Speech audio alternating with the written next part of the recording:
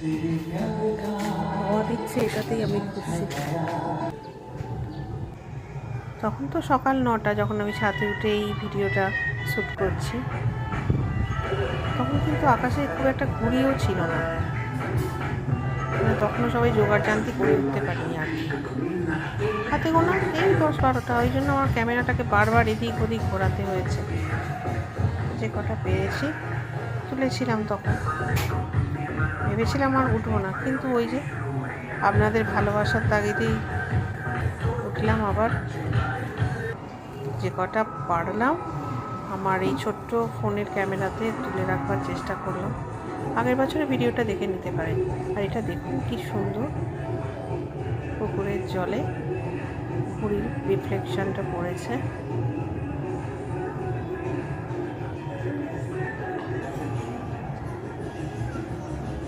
বিকেল 4টের সময়, তখন সূর্যদেব আকাশে উঁকি দিয়েছেন। মধ্যিখানে অনেকটা বৃষ্টি হয়ে গেছিল। সে যে কী বৃষ্টি আর কি বলি, আমি তো ভেবেছিলাম কেউ উঠবেই না। আর দেখেছেন কত টিয়া পাখি চ্যাঁ চ্যাঁ করে চেঁচাচ্ছে। ওইটা খানিক্ষণ তুললাম, এই আর কি। এবার তো ছাদ থেকে নেমে যাচ্ছি।